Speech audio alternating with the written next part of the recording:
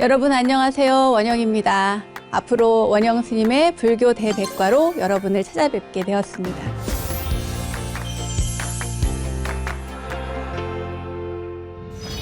세상은 다양한 구성원들로 존재하고 있습니다. 각기 다른 모습뿐만 아니라 각기 다른 생각으로 저마다의 삶을 살아가는 사람들이 모여서 이 세상을 구성하고 있는데요. 그렇기에 부처님께서는 사람에 맞추어 대기설법을 통해 능력에 맞는 가르침을 주셨습니다. 그 다양한 방편들이 바로 84,000 법문을 이루고 있고요. 84,000 부처님 법문만큼이나 넓고 깊은 불교 상식들, 이 시간 그런 여러분을 위해서 준비한 시간입니다. 불교의 모든 이야기가 펼쳐지는 원영 스님의 불교 대백과, 과연 어떤 이야기가 펼쳐질지 기대해 주시고요. 그럼 믿음직한 원불대, 믿고 보는 원불대 출발해 보겠습니다.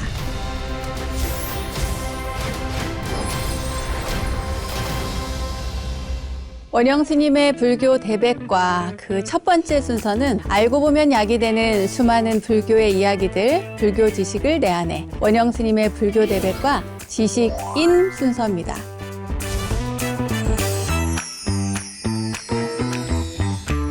우리가 사는 지구별에는 다양한 종교들이 있습니다. 그 가운데는 불교라는 종교를 가진 나라들도 아주 많은데요. 이 아름다운 지구별에 있는 불교들을 정리해드리는 시간, 지구별의 불교들이라는 주제를 정해봤습니다. 우선 인도에서 발생한 불교는 동서남북 사방으로 퍼져나갔습니다. 서쪽으로 간 불교는 헬레니즘 문화에 막혀서 깊이 뿌리내리지 못한 반면에 동북쪽, 남쪽으로 간 불교는 더욱 크게 확산이 되었죠. 인도의 동쪽이라고 할 수 있는 중국, 한국, 일본 이렇게 퍼져나간 불교는 자연 환경이나 또 현지의 민간 신앙과 습합이 되어서 자리를 잡게 되었고요. 또 동남쪽으로 퍼져간 불교는 초기 불교의 원형을 많이 간직하면서 불교의 그 맥을 이어오고 있습니다. 그럼 스리랑카, 태국, 미얀마, 라오스, 캄보디아, 베트남 등 동남아시아의 불교 국가들을 좀 살펴볼까요?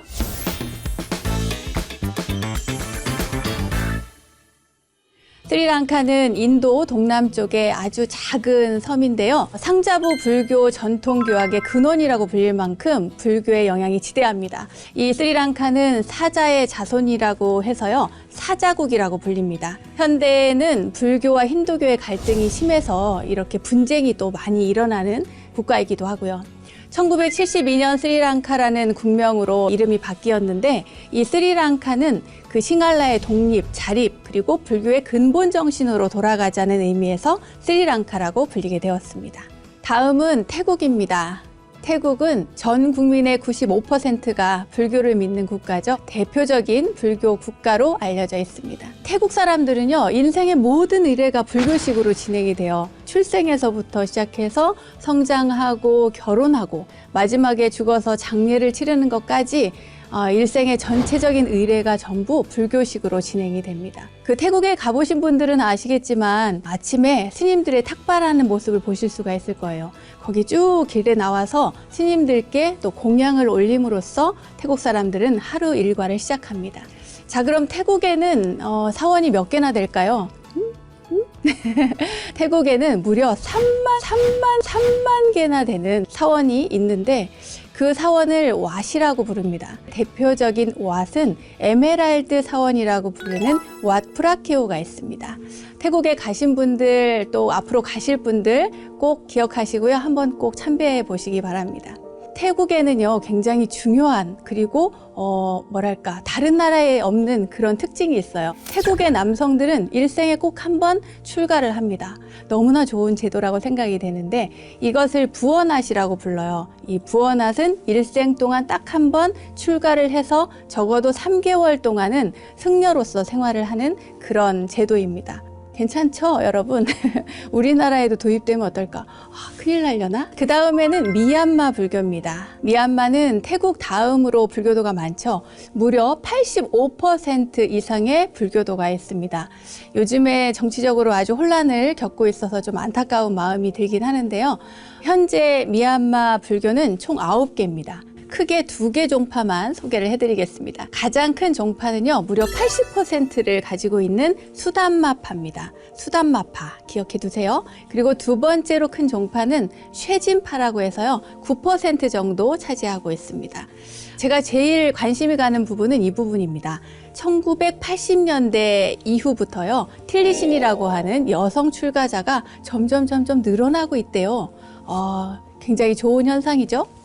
다음은 베트남 불교입니다. 인구의 70% 이상이 불교를 믿는데요. 네, 이 동남아시아에 속해져 있거든요. 베트남 가보신 분들 많이 아시겠지만. 그런데 이 베트남은 특이하게도 한자 문화권에 속합니다. 동남아시아 국가, 앞서서 제가 말씀드린 여러 국가들이 인도화된 나라라고 한다면 이 베트남은 오히려 중국화된 나라라고 볼 수가 있어요. 절에서 연불 할 때, 반야심경 할 때 마하, 반야, 바람일다심 이렇게 하잖아요. 그런 것처럼 베트남식으로 한자음을 독송하는 게 있습니다. 그걸 뭐라고 하냐면 한월음이라고 해요. 그런 식으로 해서 한자를 그 베트남식으로 이렇게 독송을 하죠. 그 소리도 아주 좋답니다. 베트남에는 대승불교가 또 성행을 하고 있어요. 동남아시아 불교라고 해서 전부 초기 불교라고 생각을 하시면 안 됩니다. 베트남에는 대승불교가 있고요. 그 유명한 틱나탄 스님께서 바로 베트남 출신이십니다. 그리고 이 백중, 그러니까 우란분절을 보내는데 베트남의 어버이날로 불릴 정도로 아주 중요한 날이라고 합니다. 다음은 캄보디아 불교에 대해서 소개를 해드릴게요. 전체 인구의 대다수가 테라바다 불교, 그러니까 상자부 불교를 믿는 나라입니다. 캄보디아는 처음 인도에서 힌두교랑 대승불교가 같이 유입이 됐어요. 이게 혼재되어 있습니다. 힌두교랑 불교가 섞여 있어요. 그걸 대표적으로 볼 수 있는 곳이 바로 앙코르와트입니다. 세계 문화유산이기도 한 앙코르와트. 그런데 이 앙코르와트는 절이 아니에요. 어디냐면 힌두 사원입니다. 여기에 가보면 관세음 보살님의 얼굴이 새겨진 돌탑이 있어요. 그것도 사방으로 이렇게 새겨져 있답니다. 자야바르만 7세가 이 앙코르와트를 지었는데 그 왕조는 전부 힌두교를 믿었지만 이 자야바르만 7세만큼은 불교 신자였대요. 이 불교 신자인 왕이 앙코르와트를 만들 때 그렇게 관세음 보살님을 새겨 넣게 되었답니다. 여기서 잠깐 재밌는 이야기를 하나 해드릴게요. 여행 갔다 오신 분들도 많이 아실 텐데요. 동남아시아 불교 국가에서는 우안거, 그러니까 저희로 치면 하안거죠. 여름 안거, 비가 많이 내리는 시기를 안거로 보내는 그 시기가 끝난 다음에 불교 축제를 하게 되는데요. 그것이 바로 까턴입니다.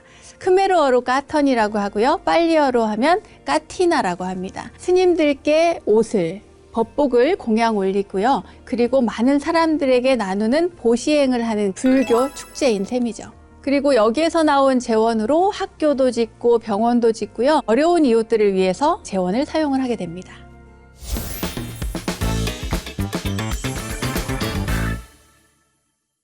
자, 이렇게 해서 동남아시아 불교 국가에 대해서 살펴봤습니다. 보시다시피 동남아시아 불교 국가뿐만 아니라 동남아시아에는 이슬람교 또 가톨릭교 등등 종교의 영향을 받은 국가들이 굉장히 많이 있습니다. 아마도 사람들이 종교에 의지해서 생활하는 분들이 굉장히 많기 때문인 것 같아요.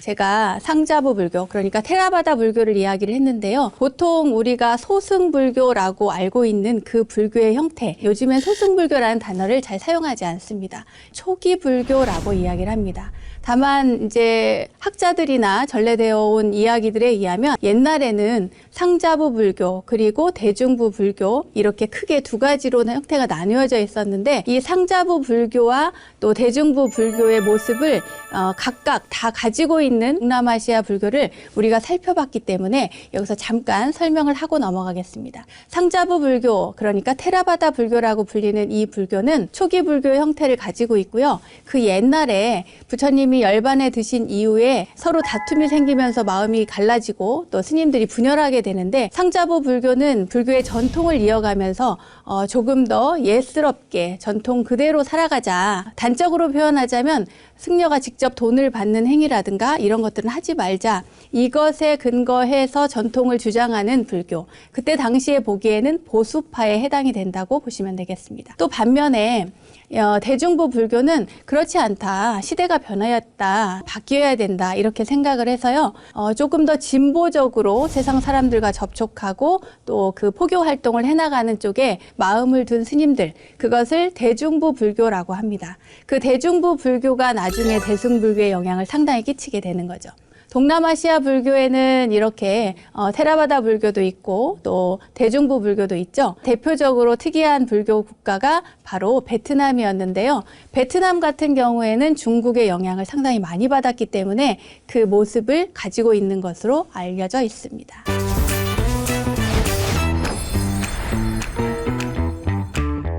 네, 이렇게 해서 지금까지 동남아시아 불교 국가에 대해서 설명을 해드렸습니다. 자, 그럼 북동쪽, 그러니까 동쪽으로 간 불교는 어떻게 되었을까요? 동쪽으로 간 불교는 또 중국, 한국, 일본 이렇게 영향을 많이 끼치게 되는데 거기 가기 전에요. 원래 부처님의 모습은 어떠했을까? 부처님 당시의 가르침과 부처님의 생애를 우리가 또 살펴보지 않을 수가 없겠죠? 그래서 준비했습니다. 부처님의 생애와 또 부처님의 가르침에 대한 이야기인데요. 팔상성도를 중심으로 이야기를 전개해 볼까 합니다. 여러분들 팔상성도 절에 가면 벽화에 많이 나와 있습니다. 이렇게 쭉 한번 둘러보세요. 아, 저 그림이 뭐지? 이렇게 궁금한 점이 있으면 사찰 스님께 꼭 한번 여쭤보시고요. 오늘 그 팔상성도에 대해서 말씀을 드리도록 하겠습니다. 부처님 당시에, 그러니까 부처님의 일생을 8가지 큰 사건으로 나누어서 그림으로 그려놓은 것이 바로 팔상성도인데요. 첫 번째, 도솔레이상입니다. 부처님의 어머니시죠. 마야 부인께서 태몽을 꾸셨어요. 흰 코끼리를 타고 도솔천에서 호명보살이 내려오는 꿈이요. 그 이외에도 부처님의 전생담을 담은 그림이 이 도솔레이상 안에 들어있습니다. 그리고 두 번째, 비람강생상입니다. 부처님께서 탄생하신 모습을 그림으로 이렇게 그린 건데요. 부처님께서는 기원전 624년에 태어난 것으로 알려져 있죠. 그때 부처님이 어떻게 태어났냐? 바로 무수 가지를 잡고 오른쪽 옆구리로 아기를 낳았다고 하는 그 그림이 이렇게 그려져 있어요. 이 오른쪽 옆구리로 아기가 태어났다는 것은 부처님이 쿠샤트리아 왕족이라고 하는 것을 의미하기 때문에 이런 그림이 나오는 것이고요. 또 아기가 태어나서 바로 또 오른손은 또 위로, 한 손은 또 아래로 이렇게 하고 천상천하 유아독전을 외쳤다고 하는 그 장면도 이 그림 안에 들어져 있습니다.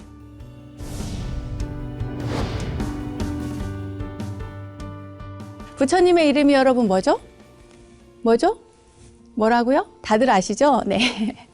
고타마 시달타입니다. 고타마 시달타의 이 시다르타라고 하는 이름은 모든 목적을 달성한 사람이라고 하는 의미입니다. 이 석가족의 사람들은요, 대부분 다 태양의 후예라고 하는 의미를 담고 있어서 이 사람도 그렇게 불렸대요. 태양의 후예.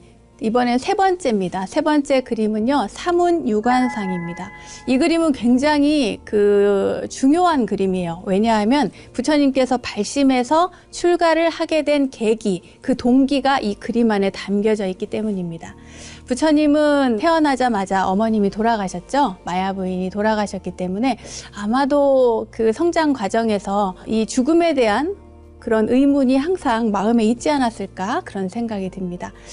양어머니께서 제 아무리 잘해도 또 그런 뭔가 고뇌가 있지 않았을까 감히 짐작을 해봅니다. 부처님께서는, 그러니까 시달타 태자는 12살에 농경제 행사에 참여하게 됩니다. 왜냐하면 그때 당시에는 전부 농사를 지었는데요. 왕이 직접 밭에 나가서 이렇게 첫 삽을 떠야만 농사가 시작이 됐대요. 그래서 아버지인 정반왕을 따라서 어린 시달타 태자가 함께 밭에 나가게 되죠. 근데 밭에 나가서 이렇게 보니까 사람들이 땀을 흘리면서 일을 하는 거예요. 아, 사람은 또 저렇게 일을 하는 사람도 있구나. 나 같은 사람도 있고 왜 신분이 다를까? 이런 의심을 하게 되죠. 시달타 태자는 그 의심 때문에 이렇게 갸우뚱하고 있는데 그때 밭을 일구거든요. 밭을 일구는데 그 삽에 그 흙이 떠져 나왔을 때 그 끝에 벌레가 한 마리 있었어요. 근데 그 벌레를 이렇게 쳐다보고 있는데 갑자기 하늘에서 새가 막 날아오더니 그 벌레를 탁 낚아채고 하늘로 날아갑니다. 그 모습을 보고 이 어린 태자가 12살의 태자가 너무 충격을 받는 거예요. 저 새는 분명 먹을 게 필요해서 그 벌레를 잡아먹었을 텐데 도대체 왜 자신의 생명을 유지하기 위해서 저렇게 약한 것을 잡아먹을까? 이 약육강식에 대한 생각이 들게 되는 거죠. 이렇게 해서 이어진 고뇌가 드디어 결정적인 장면을 만나게 되는데요. 그것이 바로 뭐냐면 사문유관, 네 곳 성문 밖에서 부처님께서 이 생로병사를 보게 됩니다. 바로 첫 번째 동문에서 노인을 보게 돼요. 노인, 그러니까 늙음을 보게 되죠. 왜 저렇게 늙는 사람이 있지? 나는 이렇게 젊고 또 주변에 아름다운 시녀들도 굉장히 많고 한데 이렇게 고개를 갸우뚱거리면서 인간은 누구나 늙는 것일까? 이런 생각을 하게 됩니다. 그리고 어느 날 또 남문 밖에 나가서 이번에는 아픈 사람을 보게 돼요. 아, 저렇게 아플 수 있구나. 이 병고의 고통을 직접 눈으로 목격을 하게 되죠. 그리고 세 번째, 서쪽 문에 갔는데 문 밖에 갑자기 주군이 장례 행렬인 거예요. 어느 행렬이 지나가니까 저게 뭐냐라고 물었어요. 그랬더니 사람이 죽어서 장례를 하는 행렬입니다. 이렇게 하고 죽음에 대한 이야기를 해줘요.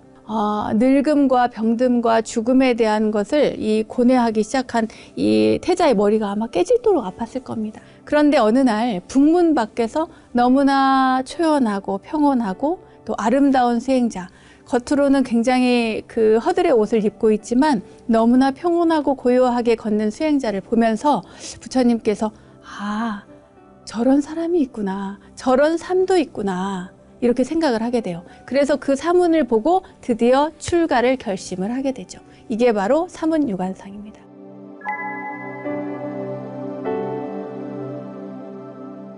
그렇게 출가를 마음에 먹긴 했는데 이 정반왕, 그러니까 아버지의 만류가 컸고 나중에는 백성을 다스려야 되는 입장이기 때문에 쉽게 결정하고 단행을 하지 못했는데 네 번째 유성 출가상에 보면은요 29살의 출가를 단행하는 그 모습이 그려져 있습니다.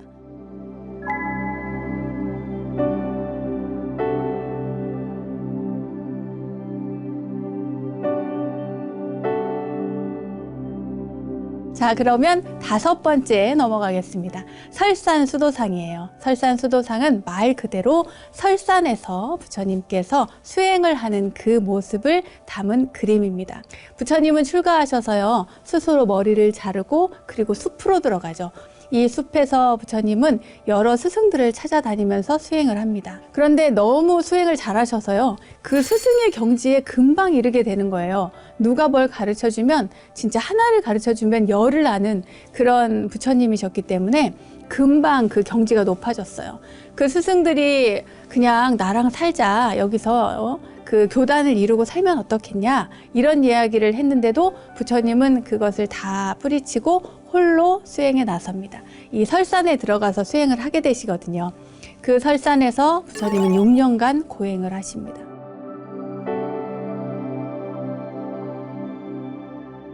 인도 사람들은요, 그때 당시에 이 육체를 괴롭혀야 정신이 해방된다고 생각을 했어요. 그러니까 대부분의 수행자들이 정신이 육체로부터 빠져나오려면, 육체로 인해서 그 정신이 쇠약해지는 것을 막기 위해서 육체를 고통스럽게 하는 그런 수행을 많이 했습니다. 지금도 있어요. 인도에 가면 그렇다는군요. 저렇게 계속 햇빛을 태양을 계속 쳐다보면서 눈이 멀게 되는, 결국에는 눈은 멀지만 마음의 눈에 띄인다는 그런 생각을 가진 사람들이 있고요. 불 위를 막 걷는 사람도 있고요. 나체 수행자도 있고요. 또 한쪽 팔을 이렇게 들고 있는 사람도 있고요. 한쪽 다리만 들고 있는 사람도 있고요. 정말 다양한 그런 수행을 하는 사람들이 있었다고 합니다.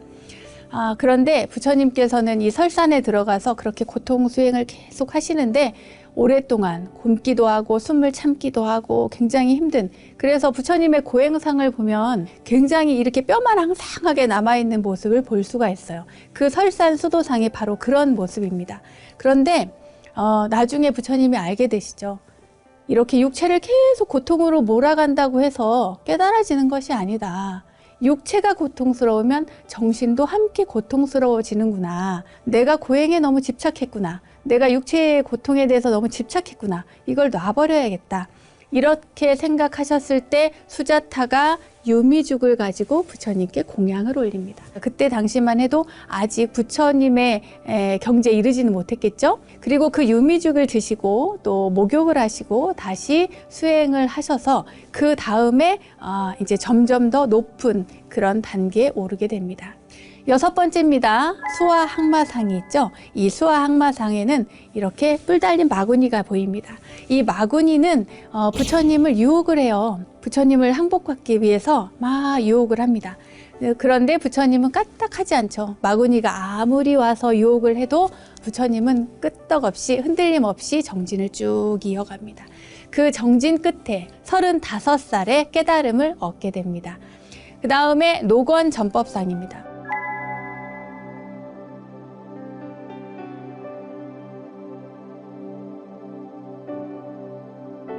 깨달음을 얻은 부처님께서 고민을 해요. 이런 심오한 경지를 내가 이야기해 준다고 해서 누가 알까? 누가 할까? 이렇게 생각을 하시죠. 그런 때 범천이 내려와서 부처님께 청합니다. 누군가는 알게 될 겁니다. 부처님께서 말씀만 해주시면 누군가는, 인연이 있는 그 누군가는 알고 이해하게 될 것입니다. 라고 부처님을 설득을 해요. 그래서 부처님께서 드디어 결심을 하게 되죠. 그리고 설법을 하기 위해서 길을 떠납니다. 맨발로 그 먼 길을 가요. 어디를 가느냐? 부처님께서 함께 수행하던 5명의 수행자들이 있었거든요. 그 수행자들을 찾아서 부처님께서 그곳으로 갑니다. 예전에 당신이 배웠던 그 스승들을 찾아가 볼까 해도 생각을 했는데 그 스승들은 이제 이 세상에 계시지 않았던 거예요. 이미 돌아가셔가지고. 그래서 녹야원에 가서 설법을 하시고요. 무려 45년간 부처님께서 설법을 하는 그 첫 번째 설법의 순간, 그 순간이 이 그림 안에 담겨져 있습니다.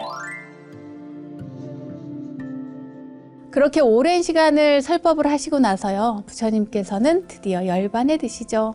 80세가 되었을 때 부처님께서 열반에 드시는데 바로 쌍림 열반상입니다.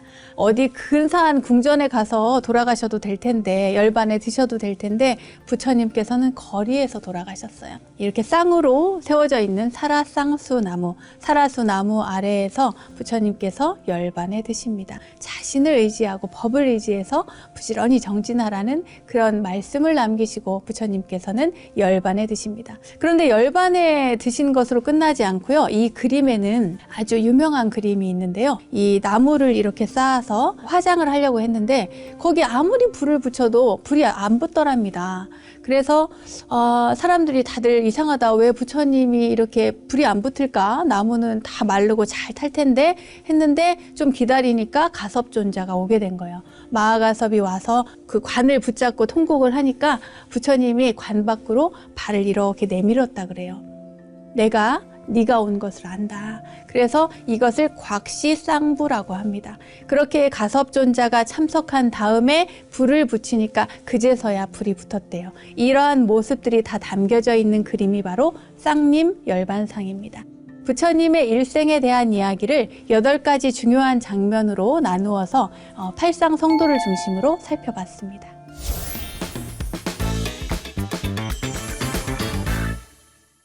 부처님이 열반에 드셨는데 지금까지 우리는 불교를 믿고 있고 저 같은 출가 수행자가 있고 그렇습니다. 부처님이 열반에 드신 이후에 그러면 어떻게 해서 이 교단이 이어져 내려오게 됐을까요? 먼저 큰 사건이 하나 있었습니다.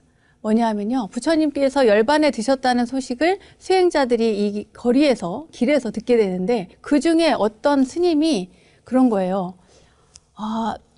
부처님께서 돌아가셨으니까 이제 잔소리할 사람 없다. 우리 이제 누가 간섭할 사람도 없고 우리 하고 싶은 대로 하고 살면 되지 않겠냐. 부처님이 돌아가셨으니까 이제 우리를 간섭할 사람이 없다. 하고 싶은 대로 살면 된다. 우리가 하기 싫은 건 안 하면 되고 우리가 하고 싶으면 하고 이렇게 살면 되지 않겠나. 이런 이야기를 하게 돼요. 정말 망언을 하게 된 거죠.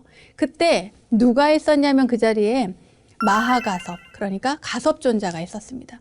그 얘기를 듣고 가섭존자가 너무 충격을 받은 거예요. 세상에 부처님께서 이렇게 돌아가셨는데 저런 이야기가 나오다니 큰일이구나. 부처님의 법을 우리가 결집을 해야겠구나. 이런 생각을 하게 돼요.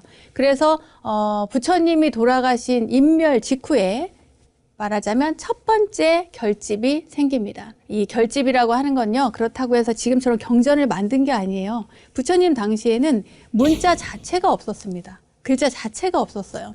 그럼 대신 어떻게 할 것인가? 부처님의 말씀을 기억하고 떠올려서 모두가 맞는가 확인을 한 다음에 그것이 맞으면 이것은 부처님의 말씀이다 하고 모두가 암송을 하는 그런 거였어요. 한 스님이 이렇게 부처님의 우리 이제 간섭 안 받아도 돼. 우리 멋대로 살면 돼. 너무 좋아. 이런 생각을 하는 스님이 있었기 때문에 가장 먼저 유를 결집을 하게 됩니다. 유를 암송을 하게 되는 거죠. 그때 우빨리라고 하는 스님이 있었어요. 우리가 잘 알고 있는 우빨리 존자죠. 이 우빨리 존자가 유를 굉장히 잘 아셔서 경전에 보면요, 부처님 곁에서 일부러 이렇게 물어서 유래 이러이러한 것이 있는데 부처님 그때는 그렇게 말씀하셨고 지금 이렇게 말씀하시는데 어떤 게 맞습니까? 이렇게 늘 확인하고 유를 잘 알았다고 그래요. 그래서 우빨리 존자에게 유를 암송을 하게 합니다. 그리고 그 자리에 500명의 아라한, 500명의 비구들이 참석을 해서 그것이 맞으면 침묵으로써, 그것이 이상하다, 그렇지 않은데 하면 이의 제기를 하고 발언을 하죠. 그렇게 해서 모두가 침묵으로 동의를 하면, 인정을 하면 그것이 확인이 되고 결집이 됩니다. 이렇게 해서 제일 먼저 만들어진 것이 바로 율이에요, 율. 여러분들 경이라고 생각하시면 안 돼요. 논도 아니에요. 율입니다, 율.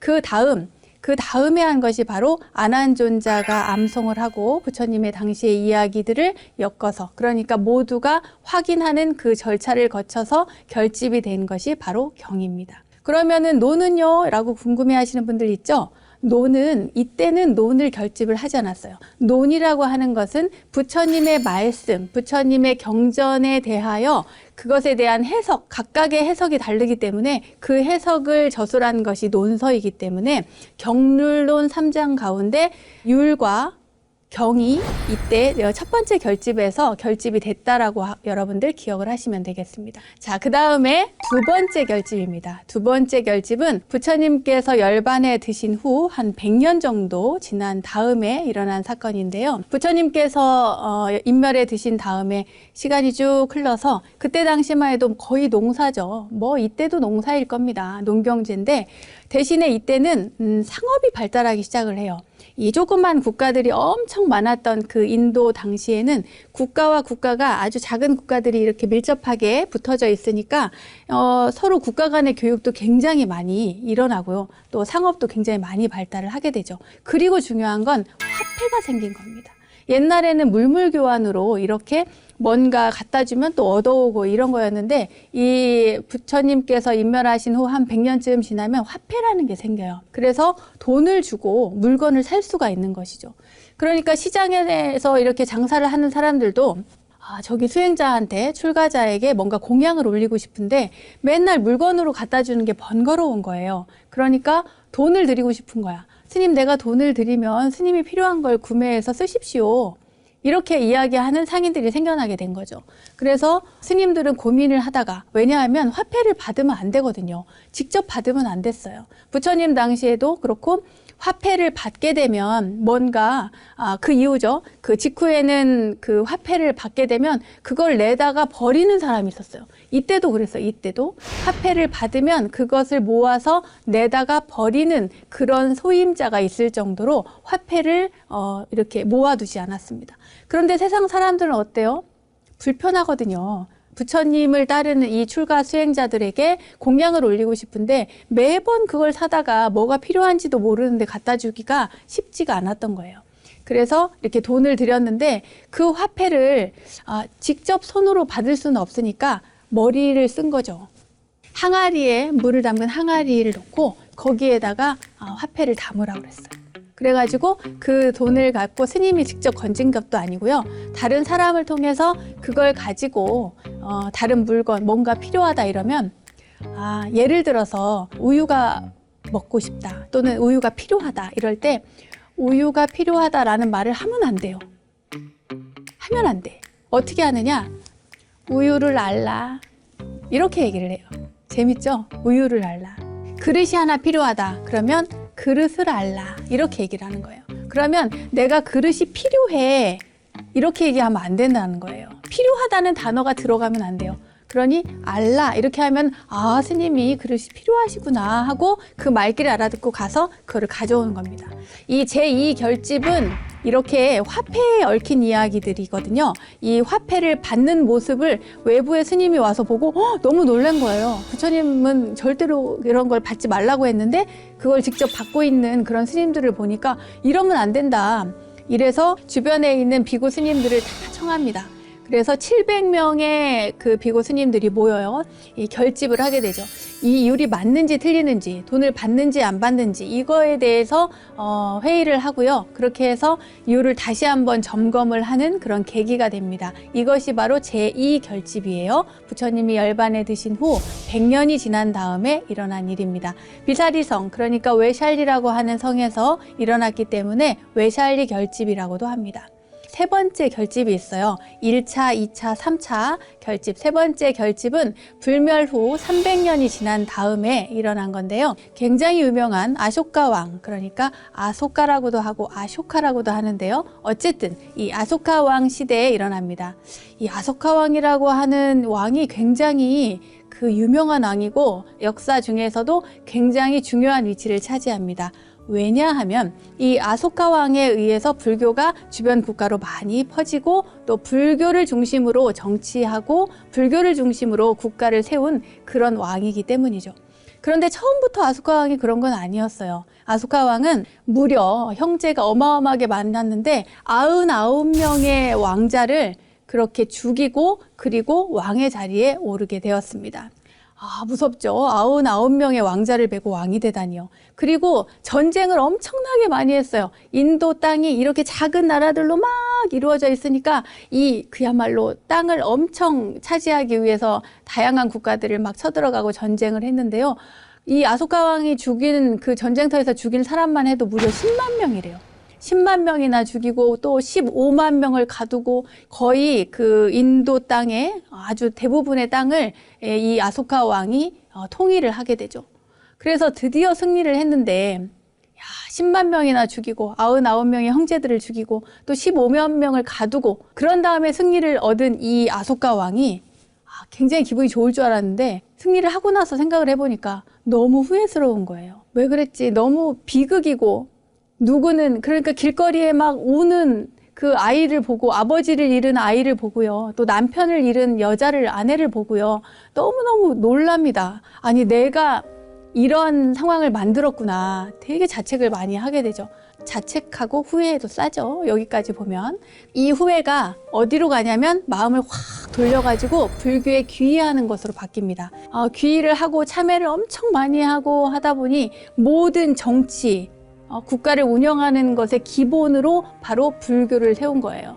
그래서 이 아소카 왕 당시에 약간 스님들 사이에 승단의 분열이 일어나니까 그것을 화합시키고 또 결집을 하게 되죠. 제3차 결집은 이 아소카 왕 시대에 이렇게 일어나게 됩니다. 그리고 아소카 왕은 우리나라 국사책에도 나온대요. 아유강이라는 이름으로 나옵니다. 아유강 많이 들어보셨죠?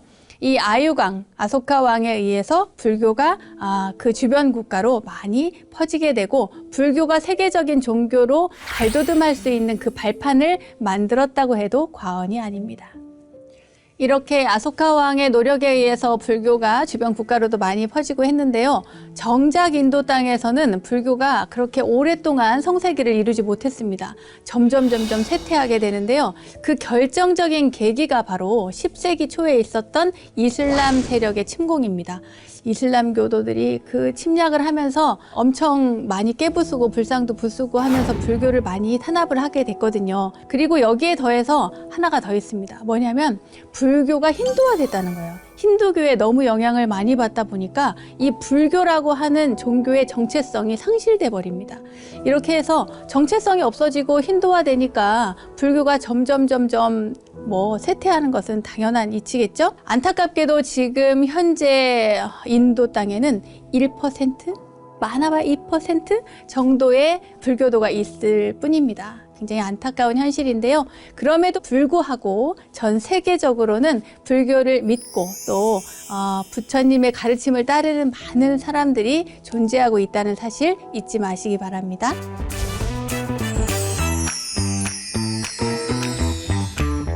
저절로 알게 되는 사찰 이야기. 오늘은 이절로, 아니요, 저절로 시간입니다. 한국 불교 1번지 조계사로 떠나보도록 하겠습니다. 한국 불교를 대표하는 사찰입니다. 그리고 대한불교 조계종을 대표하는 사찰이기도 하지요. 대중과 더불어 사는 세상을 추구하는 대승의 보살 정신이 또 살아 숨쉬는 공간이라고 할 수 있겠습니다. 또 한국 근현대사의 격동기를 정말 우리 민족과 함께한 역사의 현장으로 볼 수 있는데요. 특히나 그 암울했던 일제 치하 시대를 극복해낸 민족 자존의 공간이라고 말할 수 있습니다. 조계사는 일제 치하인 1910년 조선불교의 자주화와 민족 자존의 회복을 염원하는 스님들에 의해서요, 맨 처음에는 각황사라는 이름으로 창건되었습니다. 당시 각황사는 근대 한국불교의 총본산으로 근대 한국불교 최초의 포교당, 그러니까 일제하에서는 최초의 포교당이었고 또 사대문 안에 최초로 자리 잡은 그런 사찰이기도 합니다. 1937년 각황사를 현재의 조계사로 옮기는 공사를 시작해서요, 이듬해 삼각산에 있던 그 태고사를 이전하는 그런 형식을 취해서 절 이름을 태고사로 바꿉니다.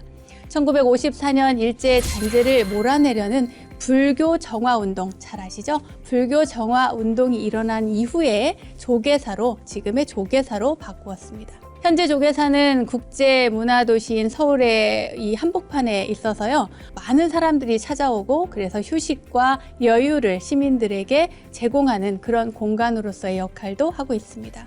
이 조계사에는요, 굉장히 중요한 숨은 비밀이 한 가지 있습니다. 이 방송을 보시는 여러분들께서 꼭 알고 보시면 좋을 것 같은데요. 조계사에는 일제 강점기인 그 1930년에 스리랑카의 다르마팔라라고 하는 스님이 가져온 부처님의 진신사리를 모신 탑을 세우게 됩니다. 원래는요, 1913년에 진신사리를 모셔오게 되거든요. 그러니까 선물로 받게 되는데, 탑을 세운 것은 1930년입니다. 1930년에 팔각 10층 석탑의 형태로 조계사 앞에 탑이 세워지죠. 그러니까 여러분들이 그 부처님의 진신사리를 모신 탑을 가기 위해서 봉정에 많이 가시잖아요. 봉정에 가지 않아도 됩니다. 조계사에 가시면 부처님의 진신사리가 있는 그 모셔져 있는 탑이 있으니까요. 꼭 가시면 그 탑도 참배하시고 여러분들 한 바퀴 도시고 또 기도도 하시고 소원 성취하시기 바랍니다. 이 조계사가 굉장히 아름다워졌죠. 대표적으로 여름에는 연꽃 축제를 하고요, 가을에는 국화 축제를 합니다. 뿐만 아니라 우리가 이 조계사는 성역화 작업을 통해서 점점 이 주변을 굉장히 넓게 공간을 활용을 굉장히 잘하고 있으니까요, 이런 것들도 염두에 두시고 여러분들 조계사를 방문해 주시면 좋을 것 같습니다.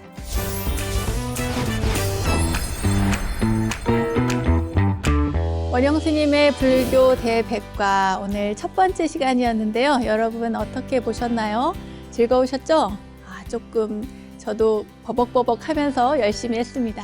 세상의 모든 이야기를 모아서 여러분들께 전해드리는 원영스님의 불교 대백과, 오늘은 지구별의 불교들이라는 주제로 지구별 곳곳에 찬란하고 아름다운 불교들에 대해서 살펴봤습니다. 그리고 한국 불교의 1번지 조계사까지 다녀왔죠. 다음 시간에는 중국, 한국, 일본 불교도 이어서 여러분 소개를 해드릴게요. 그러니까 어디 가지 마시고요. 다음 시간에도 기대해 주시고 저는 여기서 또 인사드리도록 하겠습니다. 믿음직한 원불대, 믿고 보는 원불대, 원영스님의 불교 대백과 다음 이 시간도 꼭 만나요. 고맙습니다.